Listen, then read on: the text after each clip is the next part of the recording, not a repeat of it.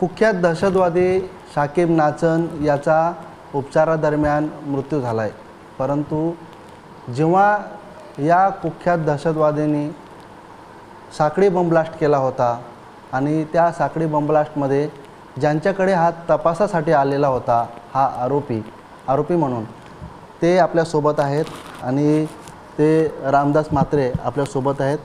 ते त्यावेळेस senior P I होते। काय सांगाल तुम्ही त्यावेळेस कोणत्या पदावर होते आणि काय? मुंबई सेंट्रलला सिनियर पी आय म्हणून काम पाहत होतो तेव्हा। अच्छा, मुंबई सेंट्रल रेल्वे पोलीस स्टेशनला। आणि दुपारी 2:30-3च्या सुमाराला आमच्या त्या रेल्वे प्लॅटफॉर्मला जो एक लोकांना बसण्यासाठी किंवा थांबण्यासाठी हॉल आहे, त्या हॉलमध्ये मॅकडॉनल्ड हॉटेल आहे, त्या मॅकडॉनल्ड हॉटेलमध्ये बॉम्ब ब्लास्ट झाला होता। ते साधारणपणे 2003 किंवा 2004चं साल असेल। ते आता मला नक्की आठवत नाही, पण बहुतेक 3 किंवा 4 साल असेल। म्हणजे की त्यावेळेस तुम्ही तिथं होते, काय पाहिलं तुम्ही? जेव्हा ते हे बॉम्ब ब्लास्ट झालं तेव्हा मी दादर स्टेशनवर थांबलेलो होतो आणि मला जेव्हा मेसेज आला की आपल्या इथे बॉम्ब ब्लास्ट झालेला आहे, मी ताबडतोब तिथून ट्रेनमध्ये बसून बॉम्बे सेंट्रलला आलो तर तिथे सगळं त्या ह्याच्यामध्ये काचा पडलेल्या होत्या ब्लास्ट झाल्याच्या आणि काही लोक जखमी झालेले होते। हे बॉम्ब ब्लास्ट झाल्यानंतर अगदी 10 मिनिटाच्या आत मी दादरवरून तिथे आलो आणि हे सगळं पाहिल्यानंतर पहिल्यांदा पोलीस स्टेशनमधल्या लोकांना सगळ्यांना बोलवून घेतलं, जे जखमी होते त्यांना हॉस्पिटलमध्ये पाठवून दिलं आणि मग जी जमलेली लोकं जी होती, आता अजून कदाचित पुन्हा दुसरा काय होऊ शकेल म्हणून सगळ्या लोकांना तिथून बाहेर काढले त्या ह्याच्या। तो तिथला जो थरार होता, तिथली जी त्या ठिकाणी जी परिस्थिती होती ती कशा पद्धतीनं होती, कशामध्ये ते बॉम्ब ब्लास्ट बॉम्ब जो आहे तो कशामध्ये ठेवण्यात आलेला होता वगैरे? परिस्थिती त्यावेळेला अशी होती की म्हणजे बाहेरचे म्हणजे हमालसुद्धा बाहेर पळून गेलेले होते। प्लॅटफॉर्मवर जे हमाल वगैरे असतात ते सुद्धा तिथे कोणी थांबलेले नव्हते। त्या हॉटेलमधली लोकं सगळी पळून गेलेली होती आणि आमच्या पोलिसांच्या व्यतिरिक्त तिसरं माणसं कोणी तिथे राहिलेली नव्हती। मग अशा परिस्थितीमध्ये आम्ही पोलीस जसे आले तशी लोकं पुन्हा आतमध्ये यायला लागली। मग कदाचित पुन्हा अजून दुसरा काही घडेल म्हणून आतमध्ये लोकांना आम्ही यायला बंदी घातली। ते जे गेट होते ते गेट बंद केले आणि मग लोकांना हे करून ठेवलं की आतमध्ये कोणी जाऊ नका। हॉटेलमधली लोकं जी होती ती बाहेर जरी पळालेली होती तरी त्यांच्या आतल्या ह्याच्यामध्ये ते काही थांबलेले होते आणि तो सगळा हे जो आहे तो सगळा असा कोसळलेला होता खाली आणि अस्ताव्यस्त पडलेलं होतं, काचा फुटलेल्या होत्या काही लोकांच्या। जो आहे तो पूर्ण साखळी बॉम्ब ब्लास्ट होता, अनेक भागामध्ये हा बॉम्ब ब्लास्ट झाला। खरं तर हा जो तपास आहे तो तुम्ही करत होतात त्यावेळेस सिनियर पी आय म्हणून रेल्वे पोलीसमध्ये। आता सिनियर पी आय असल्यामुळे तो तपास मलाच करावा लागला, माझ्याशिवाय दुसऱ्या कोणाला मी देऊ शकत नव्हतो आणि हे सगळं मग त्या परिस्थितीचा पंचनामा केला, काय लोकांचे जबाब घेतले, ते जखमींचे पुन्हा मग काही लोक पाठवून हॉस्पिटलमधून जखमींचे जबाब घेतले, तिथले असलेल्या लोकांना हे केलं। परंतु ह्याबाबत कोणाला काही सांगता येत नव्हतं म्हणून आम्ही जेव्हा त्या हॉटेलमध्ये गेलो तेव्हा एक असा पसरट भांडं तिथे आम्हाला स्टीलचं सापडलं। त्या ह्याच्यामध्ये थोडीशी असे काळपट पडलेलं दिसलं तर म्हटलं कदाचित हाच असावा बॉम्बसाठी भांडं आणि त्याच्यावरचं झाकण जे होते ते झाकण मात्र तिथे उडालेलं होतं, ते दिसलं नाही, त्याचे टिकऱ्या झालेल्या होत्या आणि हे सगळं असं पाहिल्यानंतर त्या बॉम्ब जो त्यांनी आणला असेल तो त्या भांड्यामध्येच आणला असावा असं वाटलं। प्रथम जे अटक झाले त्यानंतर साकीब नाचन यांचा इन्व्हॉल्वमेंट कसा आला तुमच्या तपासामध्ये? त्याच्यामध्ये सुरुवातीला ATS कडून हे जे साखळी बॉम्बस्फोट झालेले होते त्याचे मुंबई शहरातले बहुतेक हे त्यांनी ATS कडे तपास दिलेला होता आणि ATS तपास करत होते। ATS तपास करत असताना त्यांनी 2 लोकांना अटक केले, म्हणजे ते याचे साकीब नाचनचे साथीदार होते। त्यांच्याकडून त्या दोघांच्याकडून ATSला समजलं की साकीब नाचन याच्यामध्ये इन्व्हॉल्व आहे, साकीब नाचननी हे सर्व घडवून आणलेलं आहे. मग त्यांनी साकीब नाचनला अटक केली आणि मग आमचा गुन्हा त्यांनी केल्याचं त्या 2 पोरांनीही सांगितलं आणि हाच त्याच्यातला मास्टर माइंड आहे असं सांगितल्यानंतर मग आम्हाला आमच्या कमिशनर साहेबांनी राकेश मारिया साहेब होते, त्यांनी आम्हाला आदेश केला की तुम्ही त्या 3 माणसांना आपल्या गुन्ह्यामध्ये अटक करून घ्या.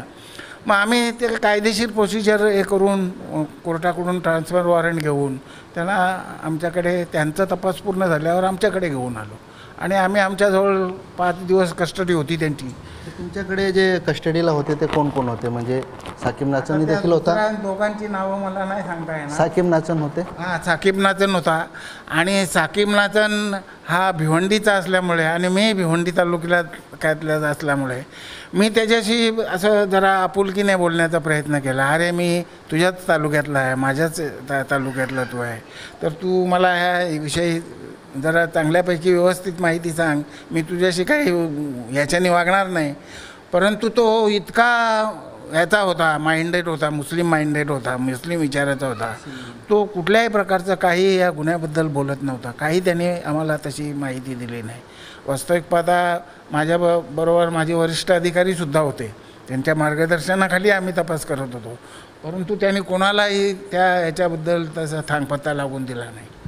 खरं तर आपण जर बघितलं तर तुम्ही भिवंडीचे आणि साकीब नाचन देखील बोरवली भिवंडीचा, मग तुम्ही त्याच्या गावात देखील गेले होते तपासात?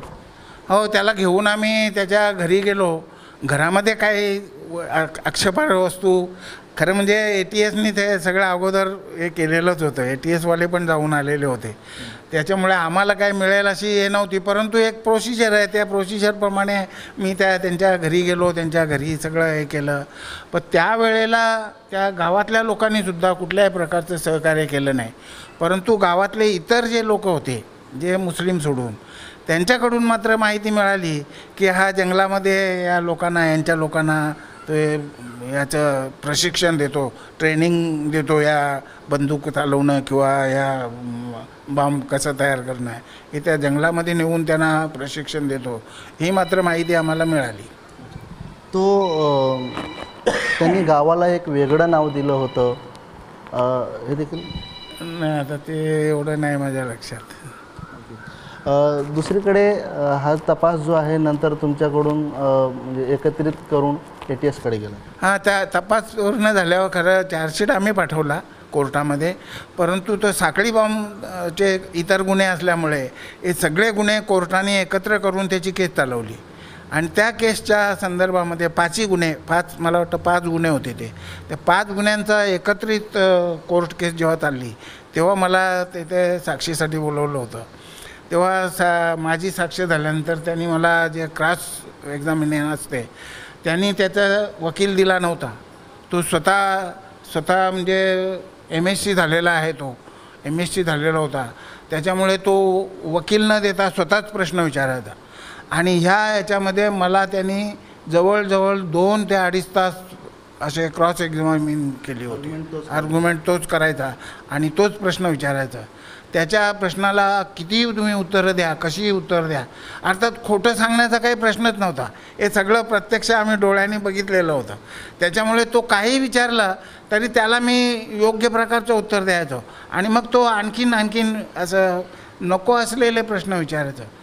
मग मी त्याच्यावर खूप एकदा ह्याच्यामध्ये रागावलो होतो, भडकलो होतो की तू असं बेकायदेशीर गोष्ट कशी काय विचारतोस, तुझं ना माझं काही शत्रुत्व नाही, जरी तू माझ्या तालुक्यातला असला, आता ओळख झाली, याच्यापूर्वी आपलं काही दुश्मनी नाही किंवा काही हे नाही, तेव्हा मी जे काही केलं आहे ते मी सगळं खरं केलेलं आहे, खोटं करायचा प्रश्नच येत नाही. सर्वात महत्त्वाचा प्रश्न, साकीब नाचन जो काही 5-6 दिवस तुमच्या जवळ होता तपासामध्ये, त्या तपासामध्ये साकीब नाचन याची विचारबुद्धी कशी वाटली आणि कोणत्या मेंटॅलिटीचा तो माणूस होता? तो पक्का मुस्लिम माइंडेड होता. त्यांनी सुरुवातीला तो तुमच्या त्या कुठली संघटना बोलले, सिमी संघटनेचा तो मेंबर होता.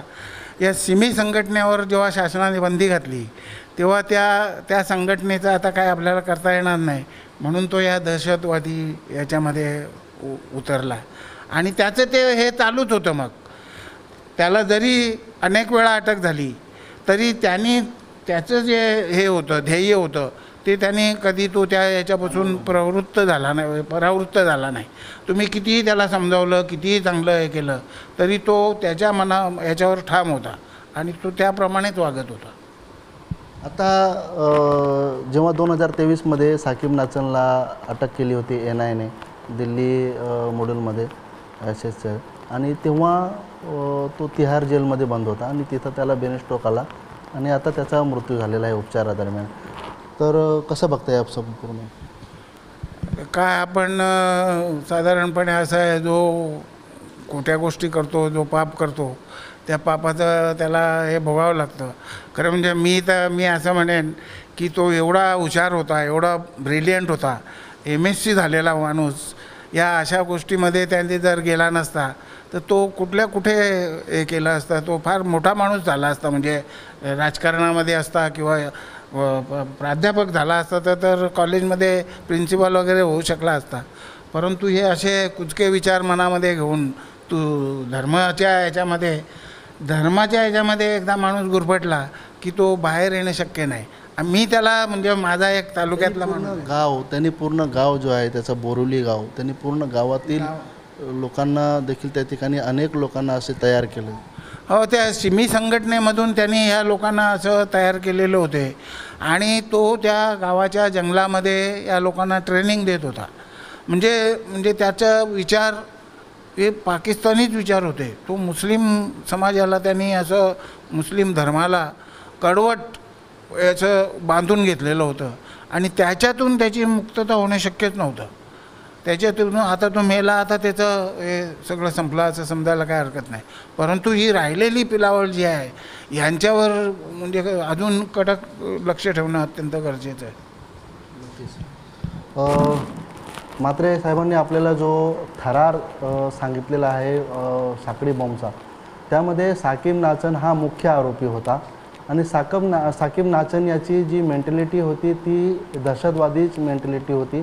सुरुवातीपासूनच तो सिमी संघटनेचा सदस्य होता, त्यानंतर तो दहशतवादी संघटनेशी जोडला गेला आणि त्यांनी सातत्याने हा जो प्रकार आहे तो सोडला नाही. त्याचं मन जो आहे तो परिवर्तित झालेला नव्हता आणि त्यामुळे त्यांनी अनेक तरुण त्याच्यासारखेच तयार केले, ज्यामध्ये बोरिवली गाव हा प्रसिद्ध झालेला आहे आणि अनेक वेळा ATS आणि NIAची कारवाई या ठिकाणी झाली आणि अनेक तरुणांना देखील ताब्यात घेण्यात आलेला आहे. सध्या ATS आणि NIA तपास करत आहेत, परंतु जो 5 ते 6 दिवसाचा थरार आणि जो तपास म्हात्रे साहेबांनी केलेला होता, रेल्वेमध्ये असताना सिनियर पोलीस असताना त्यांचा तपासाचा जो भाग होता त्यांनी तो सांगितला.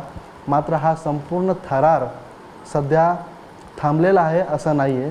साकीब नाचन याच्या उपचारादरम्यान जरी मृत्यू झालेला असला आणि साकीब नाचनने जे तयार केलेली लोकं आहेत ते अजूनही कार्यरत असू शकतात असा अंदाज देखील त्यांनी व्यक्त केला आहे. त्यामुळे त्यांच्यावर देखील कठोर लक्ष देण्याची गरज आहे. अनिल वर्मा, ABP माझा, भिवंडी. ABP माझा, उघडा डोळे बघा नीट.